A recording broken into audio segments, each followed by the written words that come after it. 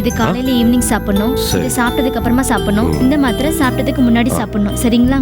வேலை வேலைக்கு நீங்க கரெக்டா சாப்பிட்டாதான் உடம்பு சீக்கிரமா கியூர் ஆகும். பில் எல்லாம் பே பண்ணிட்டீங்களா? சரி, கொடுங்க.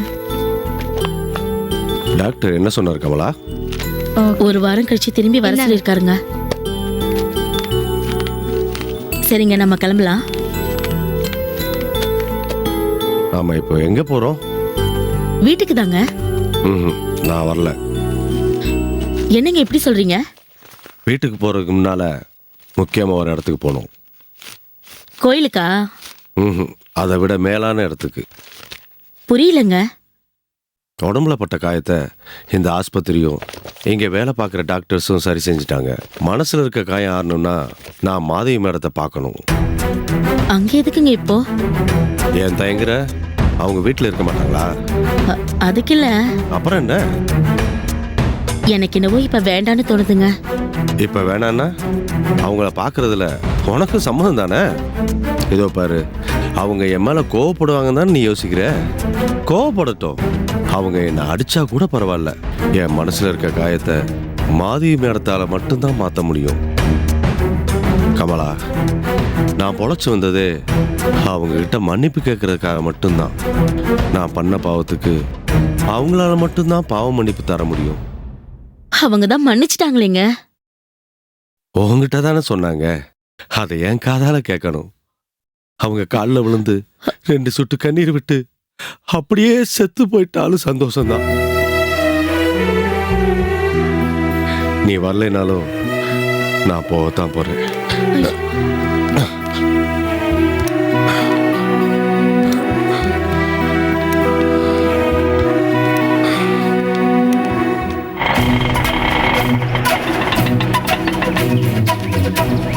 நீங்க இங்கே இருங்க, நான் போய் பார்த்துட்டு வரேன்.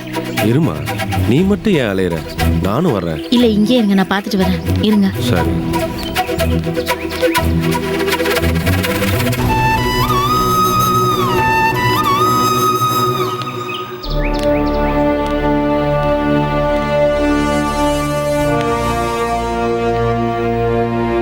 அம்மா,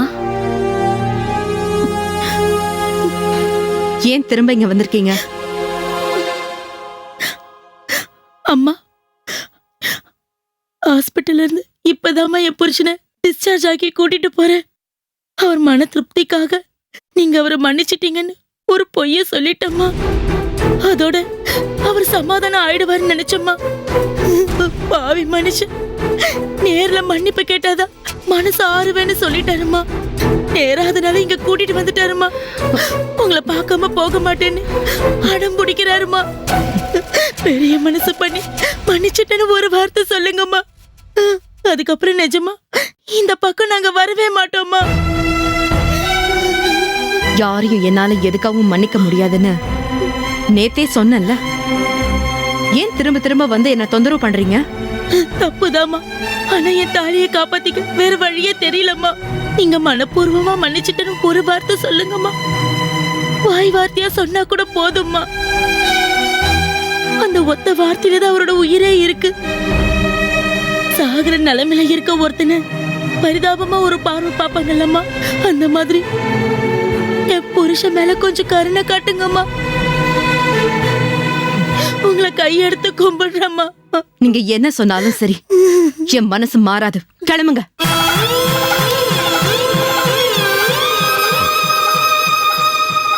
அம்மா,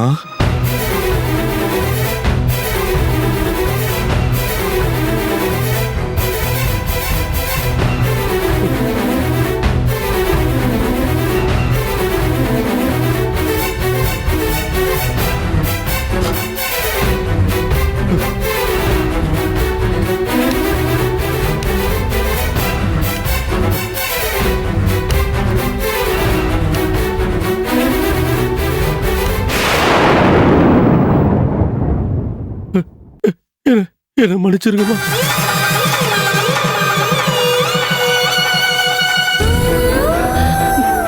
நீங்க என்ன பார்த்து கெஞ்சுறதாலேயோ மன்னிப்பு கேட்கறதாலேயோ என் ஜீவா திரும்பி வர போறதில்ல. என் மனசும் சமாதானமாக போறதில்ல. தயவு செஞ்சு என் முன்னாடி நின்னு என்ன கஷ்டப்படுத்தாதீங்க. இங்க இருந்து போயிடுங்க. திரும்ப இனிமே இங்க வராதீங்க. போயிடுறேன்பா, நான் போயிடுறேன். மன்னிச்சுட்டேன்னு ஒரு வார்த்தை சொல்லுங்கம்மா, நான் போயிடுறேன். இல்லைன்னா அவங்க கையாளி என்னை அடிச்சு கொண்டுருங்கம்மா, கொண்டுருங்க. காலம் முழுக்க அவங்க புருஷனை கொன்ன அந்த குற்ற உணர்ச்சியை சுமந்துக்கிட்டு இருக்க. சித்திரவதை அனுபவிக்க முடியலம்மா, அனுபவிக்க முடியல. நான் செஞ்ச பாவத்தால் உங்க புருஷனுக்கு உயிர் போயிருச்சு, எனக்கு வாழ்க்கையே போயிருச்சு. புருஷனை இழந்து நீங்க தினம் தினம் தவிக்கிற மாதிரி நான் செஞ்ச பாவத்தை நினைச்சு ஒவ்வொரு நொடியும் நான் துடிச்சுக்கிட்டு இருக்கேம்மா, துடிச்சுக்கிட்டு இருக்கு. அந்த நினைப்பே எனக்கு ஆயுள் தண்டனை ஆயிடுச்சுமா. ஒரு மனுஷன் வாழ்ந்தா எந்த உறுத்தலும் இல்லாம நிம்மதியா வாழணும், இல்லைன்னா போய் சேர்ந்துடணும். ஆனா நான் வாழவும் முடியாம சாகவும் முடியாம ஒவ்வொரு நிமிஷமும் நரக வேதனையை அனுபவிச்சுட்டு இருக்கம்மா. என் எதிரி கூட இந்த நிலைமை வரக்கூடாதுமா.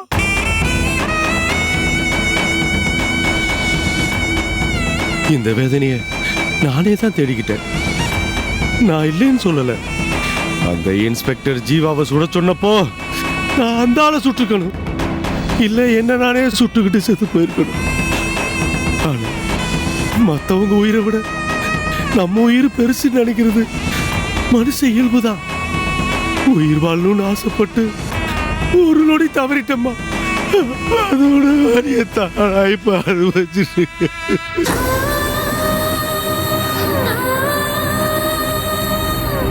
இதெல்லாம் சொல்லி நான் செஞ்ச தப்ப நியாயப்படுத்த விரும்பல.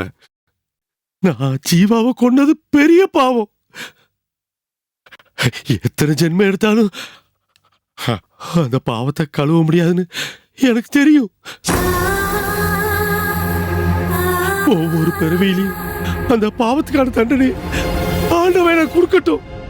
நீங்களாவது எனக்கு பாவ மன்னிப்பு கொடுக்க கூடாதாம்மா. எவ்வளவு காலம் நான் உயிரோட இருப்பேன்னு எனக்கு தெரியாது.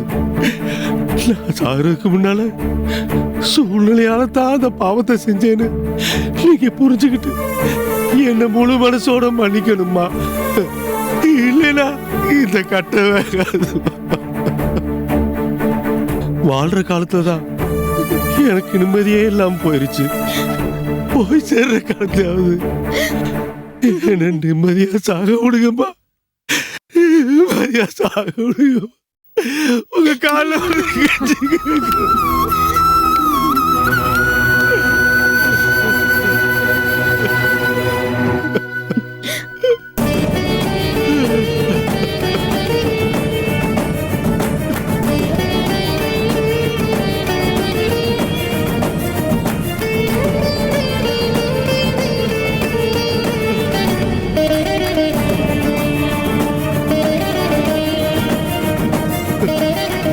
இன்ஸ்பெக்டர் தன்னோட கொலை வெறிக்க துப்பாக்கிய மட்டும் இல்ல உங்களையும் கருவியா பயன்படுத்தியிருக்காரு. தண்டனை கொலைகாரனுக்கு தான் கிடைக்கணுமே தவிர உங்களுக்கு இல்ல. தெரியாம செஞ்ச பாவத்துக்காக நீங்க இது வரைக்கும் அனுபவிச்ச தண்டனையே போதும். ஜீவா ஏன் இடத்துல இருந்திருந்தா உங்களை மன்னிக்கணும்னு தான் சொல்லியிருப்பாரு. அவரோட முடிவுதான் என்னோட முடிவும். அதனால நான் உங்களை மன்னிச்சிட்டேன். இனிமே நீங்க எந்த குற்ற உணர்ச்சியும் இல்லாம நிம்மதியா இருங்க. அம்மா, நீங்க மன்னிச்சிட்டீங்கன்னு நான் நிம்மதியா இருக்க மாட்டேமா. உங்க புருஷனை கொல்ல வச்ச அந்த இன்ஸ்பெக்டருக்கு சட்டப்படி தண்டனை கிடைக்கணும். அதிகாரத்தை தப்பா பயன்படுத்துற போலீஸ்காரங்களுக்கு இது ஒரு பாடமா இருக்கணும். அநியாயமா ஒரு கொலையை செஞ்ச நான் தூக்குல தொங்கணும், நான் தூக்குல தொங்கணும். எனக்கு முன்னால அந்த கருணாகரன் துடிக்க துடிக்க சாகிறத நான் பார்க்கணும்.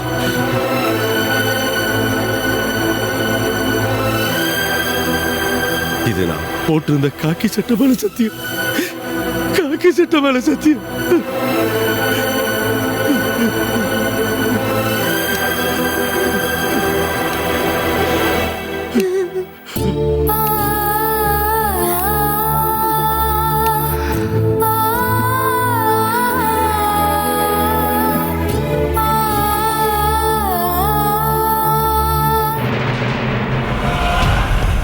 டேய் மேடம்கிட்ட என்னடா சொல்றது? இது ஏன் சொல்லி சமாளிப்பண்டா. நம்ம சொல்றதே அது காதுல வாங்கிக்காதடா. கை நீட்டி துட்டு வாங்கிட்டோம். அது என்ன கத்துனாலும் கேட்டுதான்டா ஆகணும். சாதா பொம்பளையா இருந்தா பரவாயில்ல, போடின்னு போயிடலாம். சமூக சேவைன்னு ஊரை ஏமாத்திக்கிட்டு இருக்கு. எம்எல்ஏ எம்பி எல்லாம் கையில வச்சிருக்குது. அதை பகச்சுக்கிட்டேன்னு வச்சுக்கேன், நம்ம பொழப்பு நாரி இருந்தா. அதுவும் கரெக்டு தான்டா. இப்ப என்னடா பண்றது? அந்த அம்மா கன்ஃபியூஸ் ஆகிற மாதிரி ஏதாவது அள்ளி விடுவோம்டா.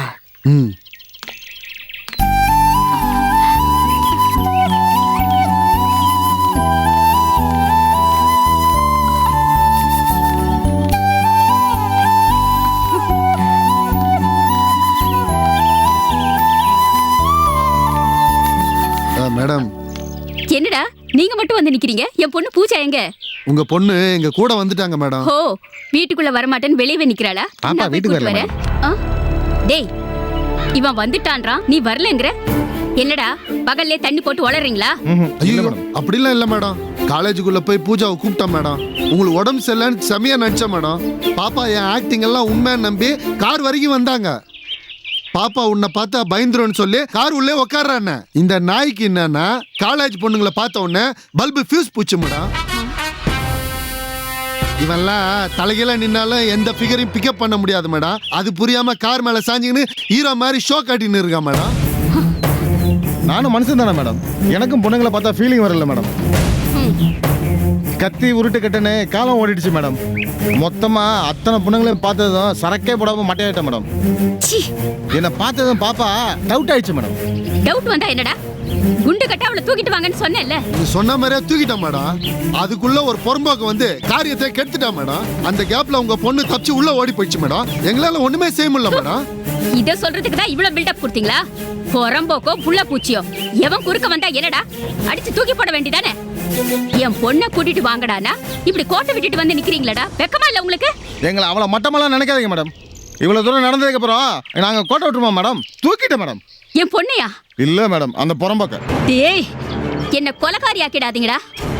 என் பொண்ணோட வாங்கடானா அவனையடா தூக்கினீங்க? உங்க ஆசையை நிறைவேற்ற முடியாம பண்ணிட்டான் மேடம்.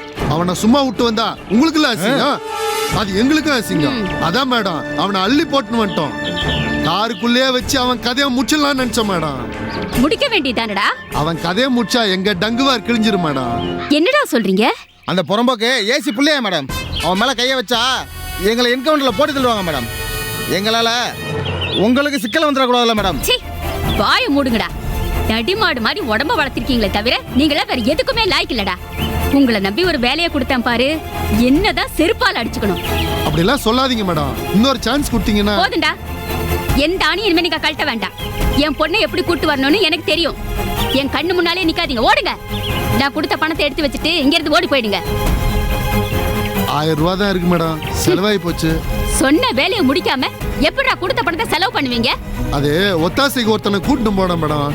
அவனுக்கு ஏசி பேரை கேட்ட உடனே ஜன்னி வந்துச்சு மேடம். அவனுக்கு ஆஸ்பத்திரி செலவு, உங்களுக்கு மருந்து சீட்டு செலவு, அவனுக்கு டாக்டர் செலவு, வண்டி வாடகை, அப்படி இப்படின்னு காசெல்லாம் கரைஞ்சு போச்சு மேடம். டீ குடிக்க கூட காசு இல்ல மேடம். டேய், இதுக்கு மேலே இங்க நின்னுட்டு இருந்தீங்க சுட தண்ணியை காய்ச்சி மூஞ்சில ஊத்திடுவேன். ஓடுங்கடா வெளியே.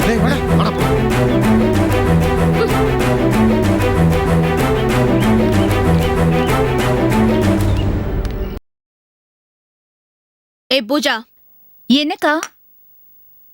மகாராணி பக்கத்துல வந்து கேட்க மாட்டியா? வாங்க.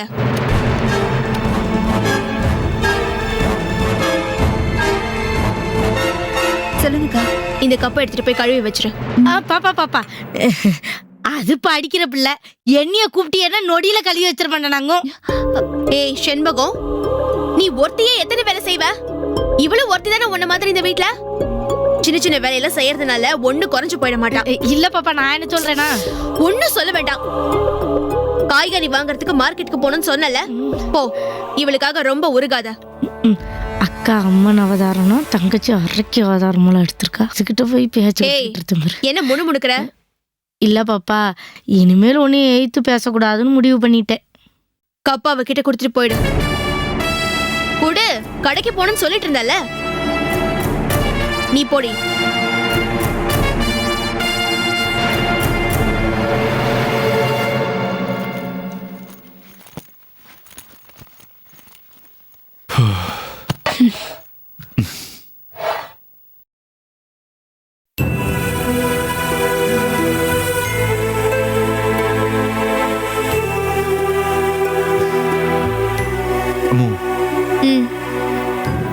ரொம்ப தலைவலியா இருக்கு.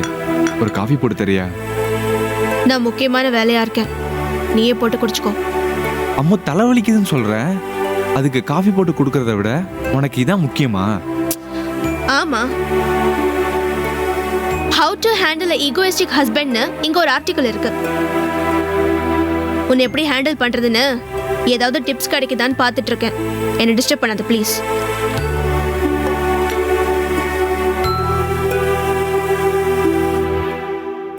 சார் ஆ இந்தாங்க காஃபி. Thank you. ரிஷி, ஆ அந்த காஃபியை கொடு. காஃபியை கொடு. அக்கா, நான் உங்களுக்கு வேற போட்டு தரேன்.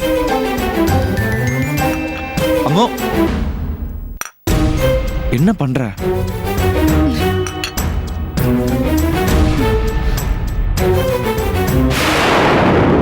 ஏய், உனக்கு என்ன பைத்தியமா பிடிச்சிருக்கு? ஏன் காஃபியை கொட்டிட்டு வந்த? இவ போட்ட காஃபியை நீ குடிக்கிறது எனக்கு பிடிக்கல. அப்படின்னா நீ போட்டு தர வேண்டியதானே? ஏன் முடியாதுன்னு சொன்ன? அப்ப அப்படி சொன்ன, அதுக்கப்புறம் போட்டு கொடுத்துருப்பேன்ல. அதுக்குள்ள தலைவலி தாங்காம நான் செத்தே போயிருப்பேன். சாதாரண தலைவலிக்கெல்லாம் யாரும் சாக மாட்டாங்க. ஓவரா சீன் போடாத. உன்ன மாதிரி சாடிஸ்டான மனசு பூஜாக்கு இல்ல. அதனாலதான் நீ முடியாதுன்னு சொன்னவொன்னா அவங்க எனக்கு காஃபி போட்டு கொடுத்தாங்க. ஓ, நான் முடியாதுன்னு சொன்னதை இவ எதுக்கு உனக்கு செய்யணும்? இந்த விஷயத்துல மட்டும்தான் இப்படியா இல்ல? பாய மூடு. படிச்சவ தானே நீ, ஏன் இப்படி கீழ்த்தரமா பேசிட்டு இருக்க? நீ இப்படி நடந்துக்கிட்டா நானும் அப்படிதான் பேசுவேன். என் புருஷனுக்கு நான் காஃபி போட்டு குடிப்பேன் இல்ல முடியாதுன்னு சொல்வேன். எந்த உரிமையில இவன் உனக்கு காஃபி போட்டு கொடுத்தா? ஏண்டி உன் புத்தி இப்படி கேவலமா போகுது? தெரிஞ்சவங்க தலைவலியில கஷ்டப்படுறாங்களேன்னு பரிதாபத்துல இவங்க எனக்கு உதவி பண்ணாங்க. அத போய் அசிங்கமா பேசுற பாவண்டி. நியாயமா பார்த்தா இந்த அக்கறை உனக்கு இருந்திருக்கணும். காஃபியோ மாத்திரையோ கொடுத்து புருஷன் தலைவலியை சரியாக்கணும்னு நீ யோசிச்சிருக்கணும். நீ ஓகே, நீ என்ன சொல்ல வரன்னு எனக்கு நல்லாவே புரியுது. என்ன விட இவளுக்கு தான் உன் மேல பாசமும் அக்கறையும் இருக்கு. ஏன் இடத்துல இவ இருக்கிறது தான் பெட்டர்னு நினைக்கிறாள். ஏய், மனுஷியா இருந்தா உன்கிட்ட பேசலாம். உன்ன மாதிரி சாடிஸ்ட் கிட்ட எல்லாம் பேசவே முடியாது. இப்படியே சண்டை போட்டுக்கிட்டே இருந்தா மென்டல் பிரஷர் அதிகமாகி செத்தே போயிருவேன்.